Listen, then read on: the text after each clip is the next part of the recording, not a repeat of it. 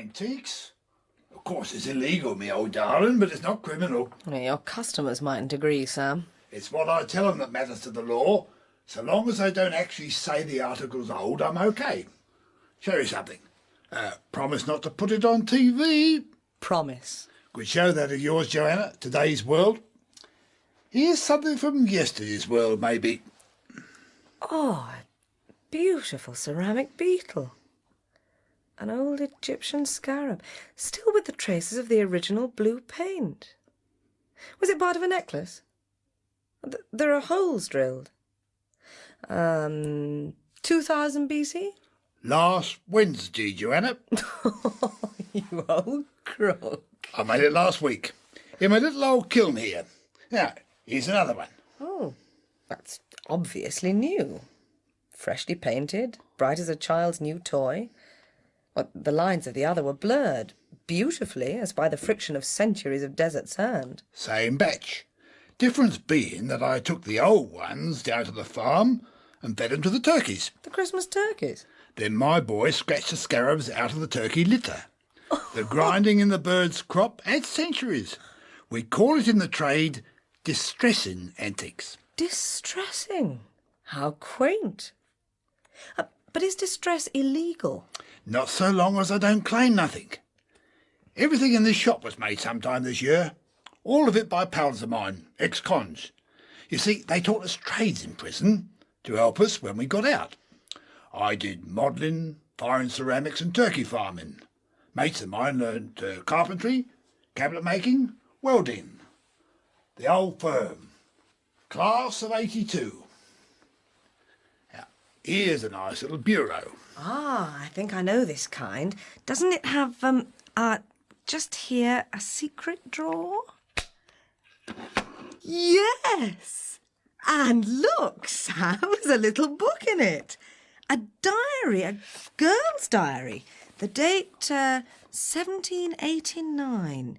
In lovely old copperplate. It's even faded. They fall for that one like a ton of bricks. Now, who's the crook, I ask myself, when the punter pushes the drawer back and says nothing? Let them find a secret drawer you didn't notice, with something nice in it they're not going to tell you about, and you can name your own price. Ah. I've got a room of bureaus at the farm just like this, all with diaries and secret drawers. You make it sound quite fun. Class of 82 and the rest. I'd die before I went back inside. Well, you made something out of it. Hundreds don't. Prison ages you so. In a way, that gave me the idea of going into the antique trade. You hear about the prisoner's distress when he was sentenced. Not just a figure of speech, apparently. Prison wears you out. That's the real punishment. It ages you. It's the time stretching out, the slowness of everything, the rules, all the rules. They make you feel so old. They age you 20 years in 5. You can't move without them. When to walk, when to stand still, how to lace your shoes, lay out your clothes, time of exercise, time of association. So many minutes this, so many minutes that. You have to think out every move in case you've broken a rule. In prison, nothing happens of itself. Like an old man who can't trust his legs, has to think out every step, whose body has betrayed him. No, I'm not going back inside, ever. And prison's got worse. It's changing. It's got dangerous, but not in the old way when the big villains ruled absolutely and you had to mind your P's and Q's with them.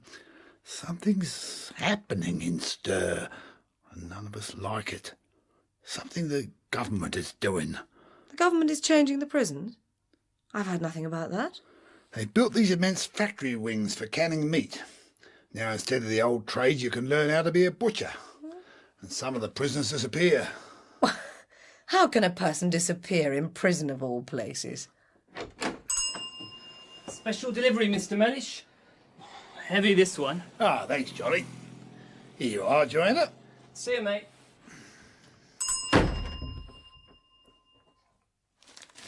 Oh, splendid.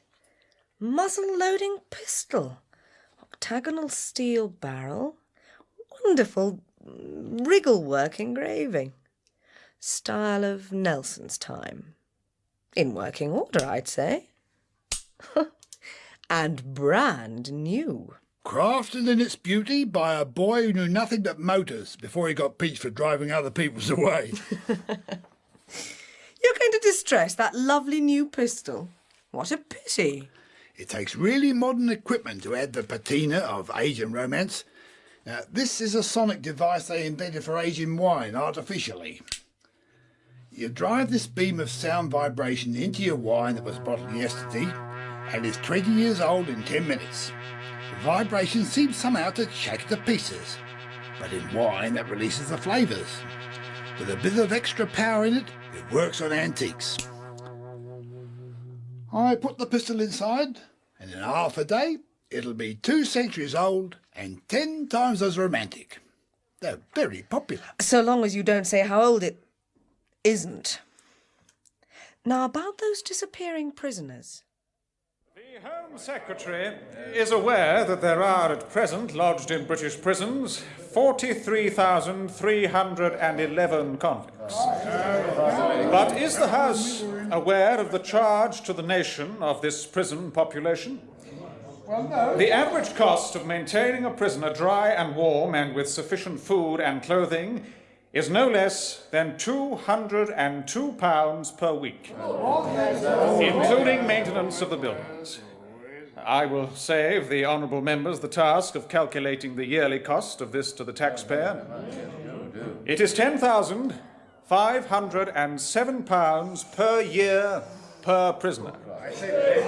Now that is to say that our convicted criminals, the enemies of our society, are living at a rate far above the national average wage, and indeed at a rate that would keep your ordinary deserving family in some luxury. As a country, we are spending £455 million per year on the outcasts of our society. I would ask the Home Secretary what practical steps are being taken to reduce this load on the budget. Are radical and less expensive alternatives to prison being investigated? Weekend jail and daytime prison would immediately cut this cost and would begin to minimise this drain on our national resources. I am able to reassure the House and the honourable member for East Grinstock that active steps are being taken.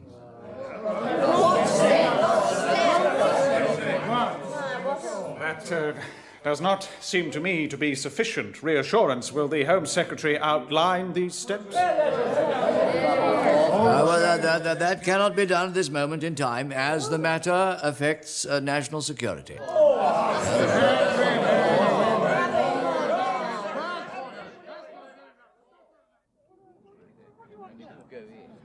Well, Joanna, I asked your question in the House for you. I'm beginning to smell a cover-up, Toby. The newshound nostrils twitch. But what can you do about it? If the Home Secretary says national security nowadays, he has almost unlimited powers of concealment. Well, there's a very nasty smell here. What could be going on inside the prisons that frightens so my old grass Sam Mellish? And whatever could make it a high-security risk into the bargain? I'm beginning to remember the Nazis. The medical experiments in the concentration camps. Why turn prisons into factories for canning meat? Well, Joanna, I really don't think it's not impossible. The Americans have used prisoners as guinea pigs and worse before this. In exchange for permission to experiment, they get remission of sentence or parole. Organise that and you've got Auschwitz all over again. Sam tells me that long-term prisoners are disappearing out of the prisons by some kind of arrangement with the authorities. They're called into the governor's office and are never heard of again. Then their families move and turn up somewhere else where they're not known and buy a bright new bungalow as if they've suddenly come into money. But the offender himself, he never turns up. They've relocated him in exchange for information to get him away from possible revenge. Yes, but what happens to him? And is ordinary police information a matter of national security? I've told you, Joanna, there's nothing I can do. But I can. I can put it on TV. What use is an investigative programme like Today's World if it doesn't alert its viewers to dangerous trends in society? Well, they'll have you in stir yourself very promptly if you break national security. Well, that's a risk I'll have to take. No government is above the law. But supposing they're infecting prisoners with terrible diseases in exchange for privileges, or experimenting with forms of radiation. Really, Well, Joanna? it could be recombinant DNA work, cloning, the invention of new germs using human hereditary material, anything. In a democracy, we have a right to know. I love you in this formidable mood, Joanna. I wish we'd married after all. Oh, yes, and me fully occupied in bringing up little parliamentary candidates.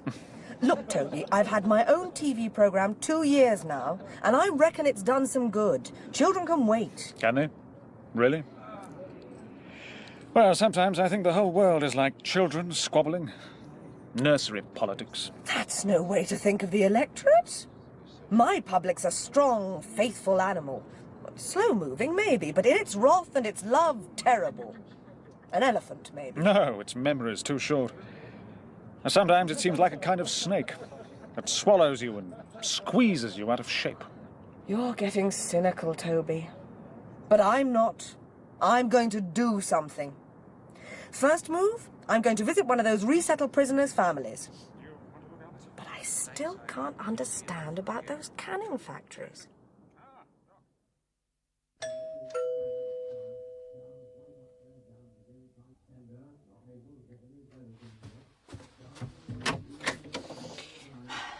Yeah?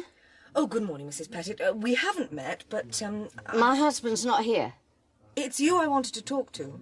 I know who you are. Joanna Prim, from the telly. Ron and me, we always watch on Saturdays. You look different somehow. We're not on the telly now, are we? No, Mrs. Petit, this isn't game for a laugh. That's a relief, anyhow. Can I, come in for a moment? Oh, yes, of course you can. Please forgive the state the house is in.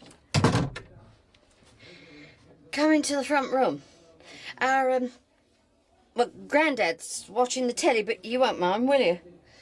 I'll turn the sound off. He'll be quite happy watching the pictures. Makes no difference to him. He doesn't really care whether it's on or off. But it's such a business moving him since he can't help himself. Oh, no, Mrs. Petit, please, the kitchen will be fine. Well, I'll put the kettle on. Would you like a sandwich? I've got a new kind of canned meat here. It's very nice. Well, that's why I want to tell the story on television, from the family's point of view. I see. You mean he wouldn't come into it? He's still inside, of course. Well, yes, I know, but... Which prison is it?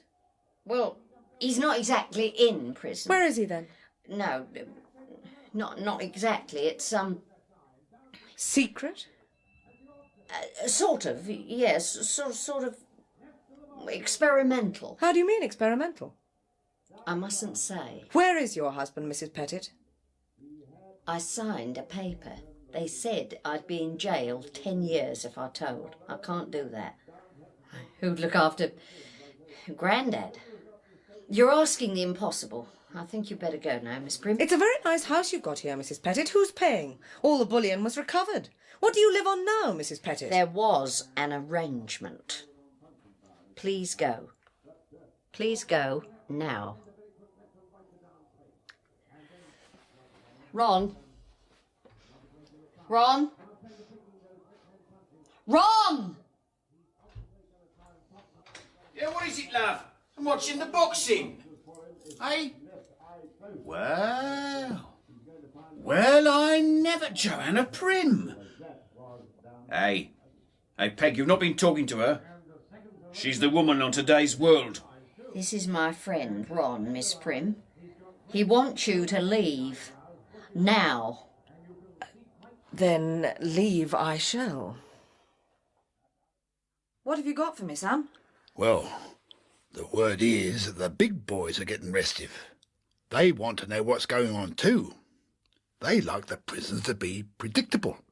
After all, a lot of their boys live there, and they like them to do time in reasonable comfort.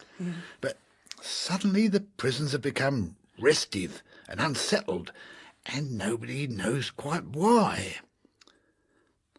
I was told that we get some quiet help if we wanted to find out.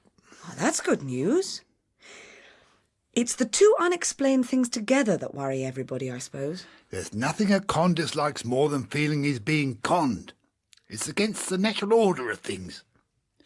Firstly, the disappearing prisoners. Nobody knows what happens after that summons into the governor's office. The con's never seen again. His things are quietly collected from his cell. And the other thing is those canning wings built onto the prisons. It's a bit gruesome, but I don't actually see anything wrong with that. After all, you can learn carpentry inside.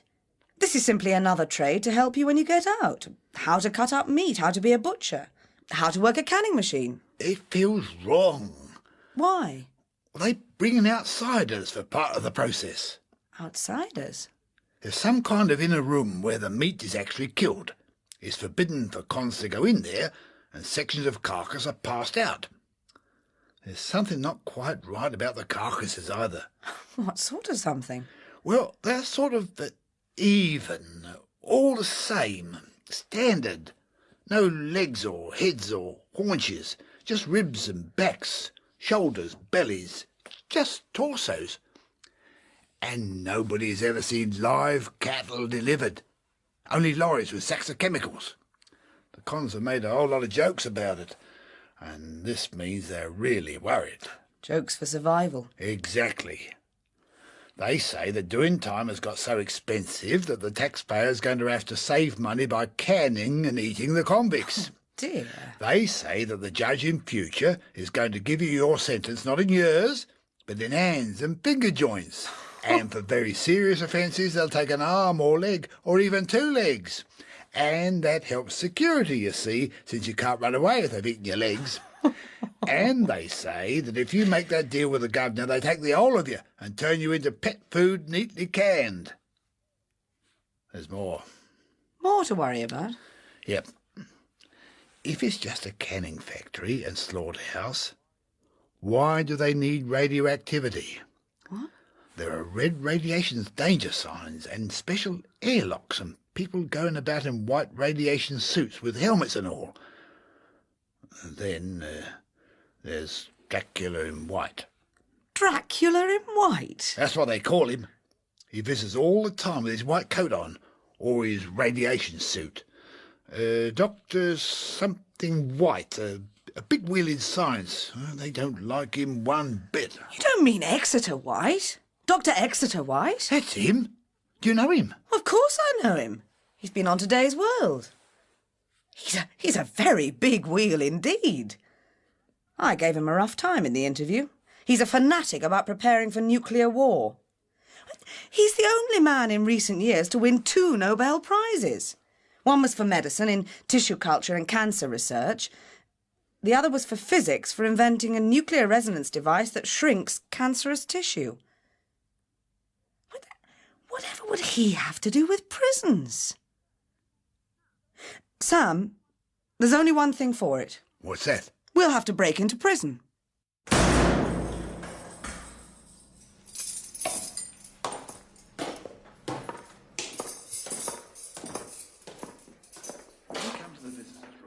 Just give your form to the screw there. When he sees it as blank, he'll know what to do. So the big boys have the screws in their pay. The big boys have everybody in their pay. Your visitors' forms, please. Ah, I see. Why, hello, Sam. Hello, Mr. Preston. All right, are you? Oh, very good, thanks. Now, this way for you and the lady. But have a bit of a wait.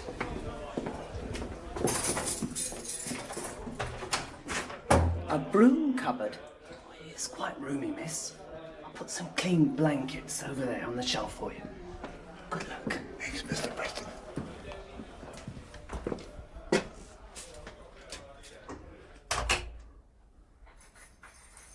We're locked in. Oh, God, Sam, I'm glad you brought a torch. We might as well make ourselves comfortable. Somebody will come back after midnight and let us out. We'll not see him, and we're not to speak until we're well away from the main cell area.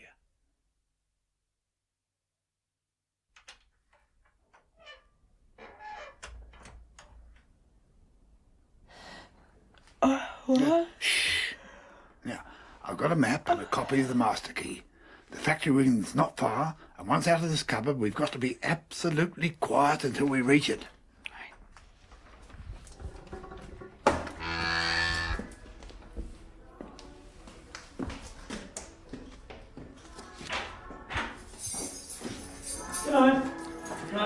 It's the screw's common room. Quick, into the cell, it's empty.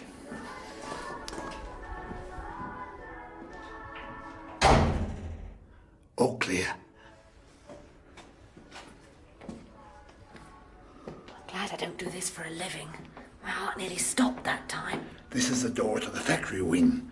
Once inside, we can move about and talk freely and put the lights on. It's soundproof and there are no windows.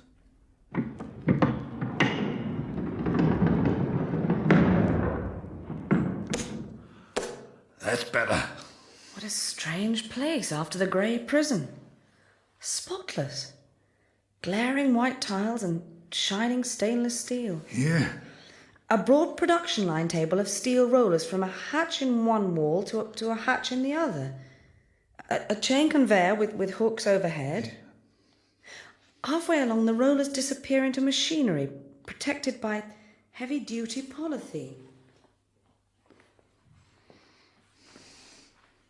Lift up the flap, Sam. Let's see what's inside.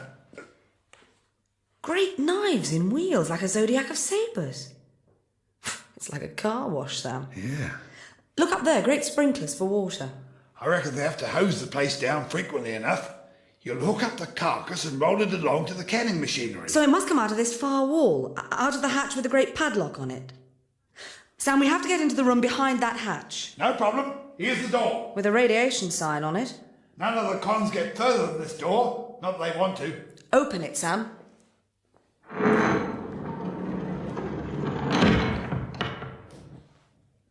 It's very like the outer room. A bit more complicated. A table of rollers again, leading from the padlocked hatch. Conveyor chain above with hooks. Must make a hell of a row in here when they're killing. No wonder the wing is soundproofed. Joanna? Yes, I know. The production line should start with a cattle pen. They drive the animals into a pen and stun them one by one. But there's no pen. The rollers only lead to a big machine built against the wall. The meat must come out of the machine. Look, I don't like those radiation signs. There are lockers over here, radiation suits hanging up in them. Over here, showers and scrub rooms. Butchers wear white for their trade. I've never heard of them wearing white radiation suits. I'm getting into one now. Please do the same, Joanna. Think of the future generations. I'd really prefer lead underpants. I've found the control panel, Sam. No, Joanna! There's a switch here labelled Viewing of Culture Chamber. For God's sake, be careful! Let's view, shall we?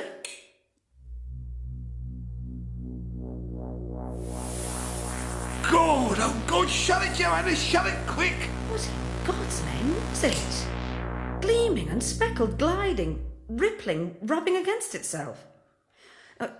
This switch says Production Hatch Control.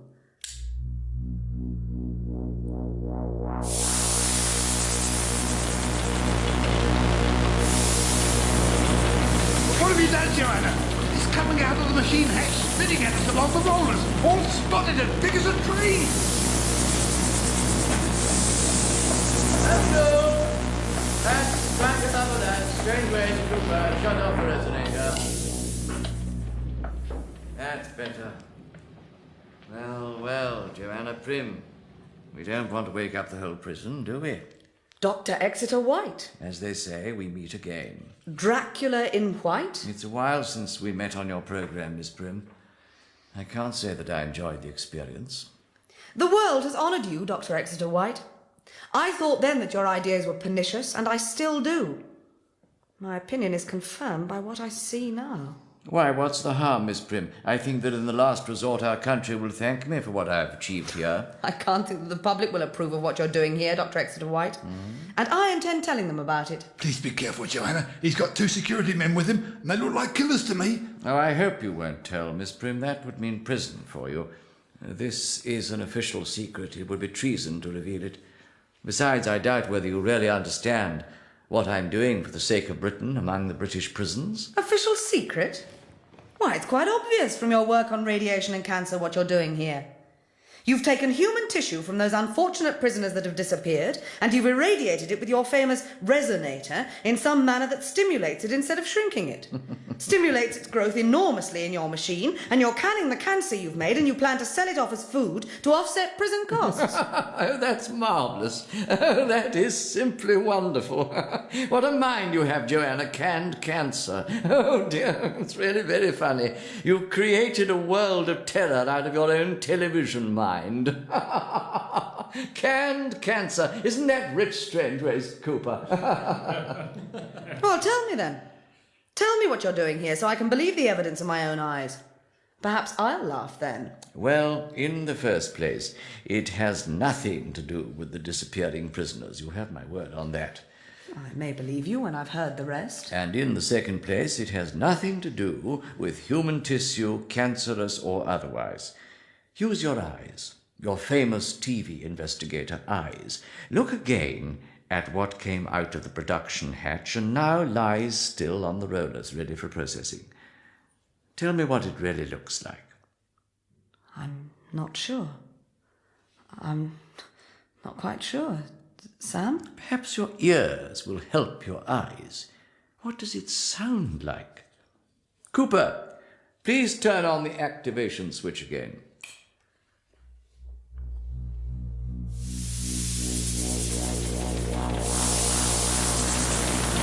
Why, a great snake. A great mottled, scaly snake. Thrusting and pouring its coils out of the resonator. Rearing up and hissing. Hissing like a scream. That's it, Joanna. You have it. Snake. We cultivate snake tissue here in enormous quantities. It turns out to be delicious, like very tender chicken. That's enough. We guillotine it in lengths and skin it and pass it out to the other room to be variously cut up and the bones removed before it is minced or sliced and canned. It comes out alive, right? Yes, we cut it into sections, and the sections are alive but weaken rapidly out of the machine. We electrocute them and crush the spine to make sure they're dead. Each section has a heart and liver and lights, inside muscular ribs, but of course no head or loins. It's just torso, but otherwise a perfectly ordinary carcass, which has to be butchered in the usual way before canning. It's slightly radioactive as it emerges, but that wears off very quickly. Hence the radiation signs. I see. You make snake. Continuous snake. Endless snake. That's it. You have it. Endless snake.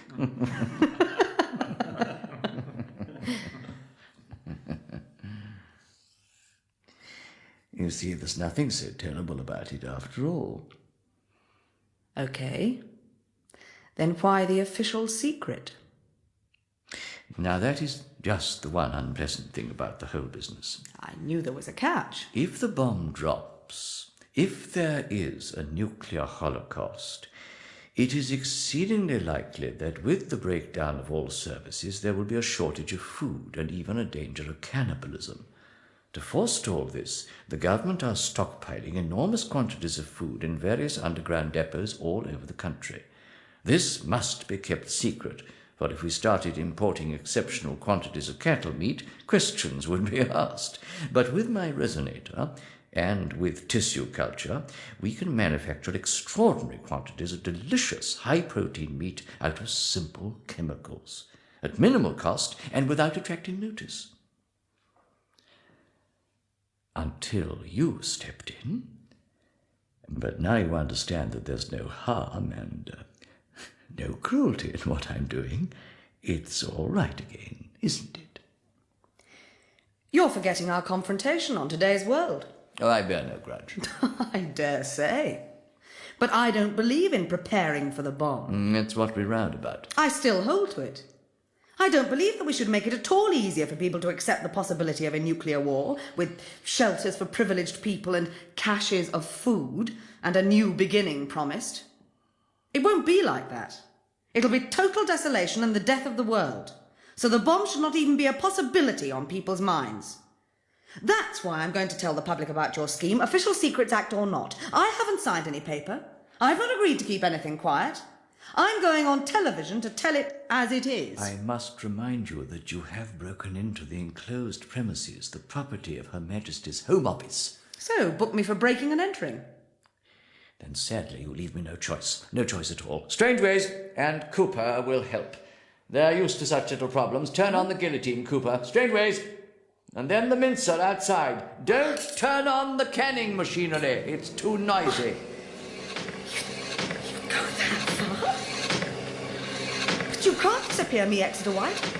People know me, and you'll have to catch me first. Think, Strangeways, Cooper. Hit it off. Don't let her open the outer door. She'll wake up the whole prison, and all chance of secrecy is lost. I've got the man now. Ah, have you? Well, Sam, we can disappear you.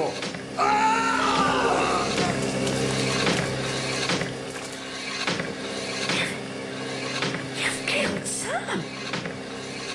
You've killed him in your machine. Oh, I'll get you for this. I'll turn on all your machines and fling the doors wide so that the uproar fills the whole prison, fills all England with its noise. Here's the canning switch. Strangeways, Cooper, quick! He's got to the door! It's too late.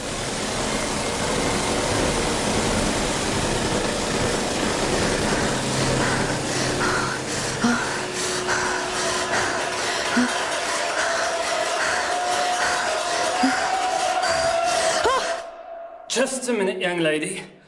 I think you'd better come along with me. I have consented to hear this case in camera, under the special regulations and without jury, in the strictest security, and with the exclusion of both public and press. This is because of the considerations of national security that are deeply entwined with the events of this prisoner's crime. It has been shown, to the satisfaction of this bench, that the prisoner, Joanna Mary Prim, has used her influential position in the public eye not only to commit murder, but also with the intention of forcing Her Majesty's government to make revelations of policy, not in the public interest. Fortunately, in the latter purpose she has failed. Security in Dr. Exeter-White's important scheme is unbreached.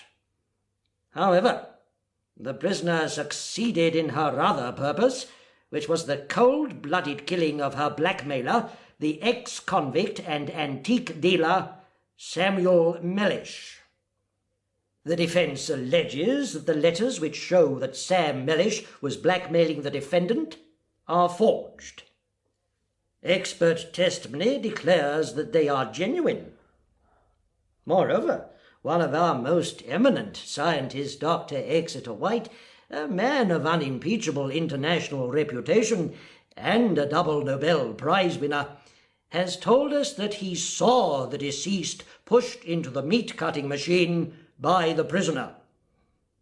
Dr. Exeter-White's testimony is supported by the two security officers who were present also. I have no alternative but to accept the prosecution's case that the prisoner used her position in public life to gain access to meat-packing machinery where the disappearance of her friend would not be noticed, and that she was, at one and the same time, planning to reveal the existence of secret food depots on television for the enhancement of her personal career. This is the opinion of my learned colleagues on the bench. Also, the crime is a double one: murder and treason.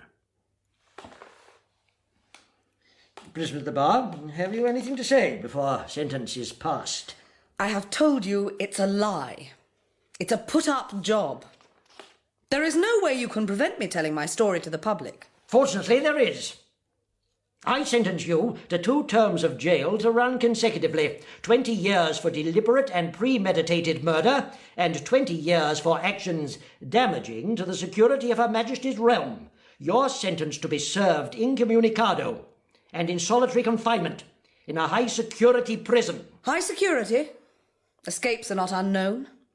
You may think you're walling me up in stone for 40 years, but governments fall. New governments declare amnesties on political prisoners. For that is what I am. Make no mistake. I'm still young and full of fight. Even if I'm an old woman when I come out, I can still tell my story. The world may well be at peace by then, and if it is, your story will signify little. But if it is still at loggerheads or at war, telling your story would be another act of treason, for which you could be prosecuted to serve another term for as many times as would be necessary to silence you. There is no escape or amnesty for a criminal of your kind. Take her away. You will polish your cell twice a day and the corridor outside until it is shiny.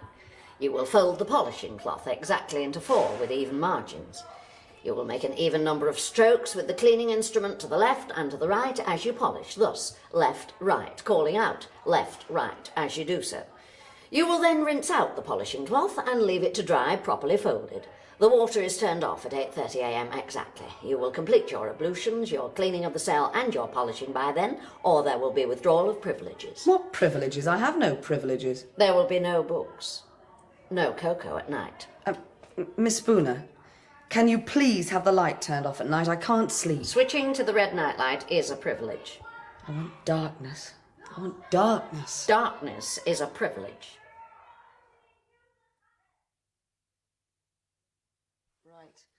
Left, right, left, right, left, right, left, right. Prim, there's a visitor for you. A visitor? I'm not allowed visitors. Visits are a privilege.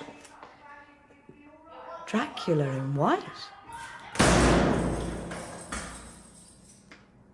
You must be settling into prison if you call me by that name. How many others have you put into prison with your lies? Strangely enough, Joanna, you are the only one. My friends'll get you. They'll create a scandal. Your friends were grieving very beautifully at your funeral, Joanna. What? You were buried amid much sorrow last month. An unfortunate motorway accident speeding to the studio. Cooper and Strangeways enjoy arranging little accidents. Everybody thinks you're dead, Joanna. You think you've got me? Well, I have, haven't I?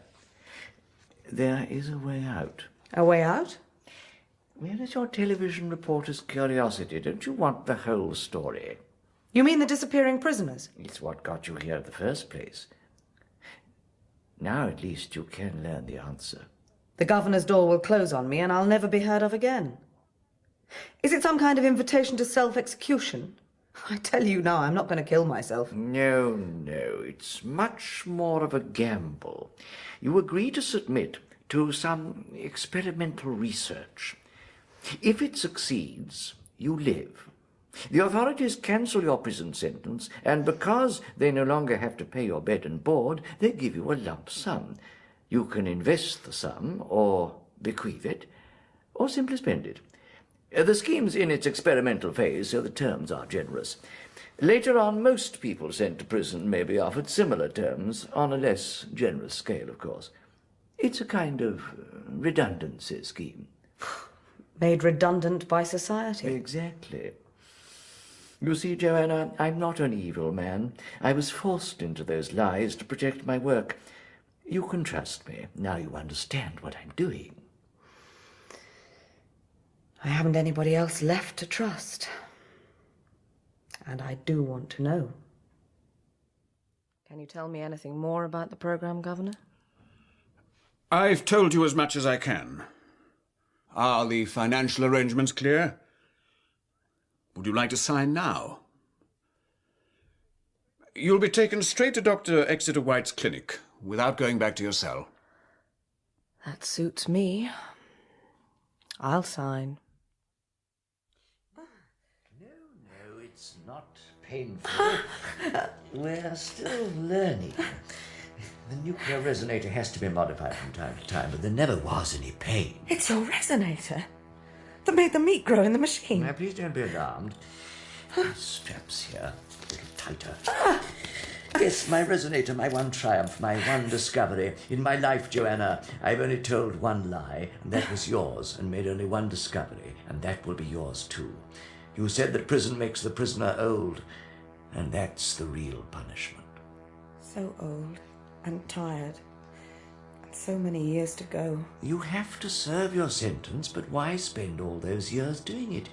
My resonator will help you. You're not going to turn me into food. No. Always yourself, Joanna. Yourself. My resonator slows tissue growth down, and that cures cancer, or it can speed it up, so that meat grows faster for food. But now I can speed up life and keep the human shape. I can speed people up. Speed them up? They live faster? Like speed drugs? Yes, and inside my resonator a person will age fast, so fast. Oh. Joanna, your terrible 40-year sentence, you will live that through in 40 seconds. But I'll be old.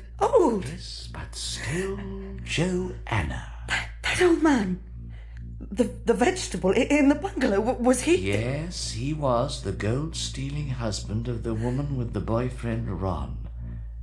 Not Grandad at all. I'd hitched him. Vegetable. Yes. I'm afraid that the aging process undergone so fast can make the brain capillaries rather fragile, and there is the danger of a stroke. But it may not happen in your case, my dear. You look distressed. Oh, distressed? Son distressed the antiques. Yes, well, that can't be helped. You'll be a little bit of an antique yourself, my dear. You're going to distress that lovely new pistol. What a pity. 2 centuries old and 10 times as romantic. Our convicted criminals, the enemies of our society, are living at a rate far above the national average wage.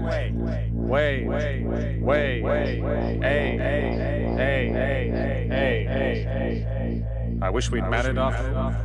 Those radiation signs, Joanna. Think of the future generations. I really prefer leather. Let's not worry about that now. Worry about that now. Worry about it. Watching the pictures makes no difference to him. He doesn't really care whether it's on or off. But it's such a business movie. I wish we'd married after all. Children can wait. Can they? Really? Children can wait. Children can wait. Children can wait. My children! Oh, my children!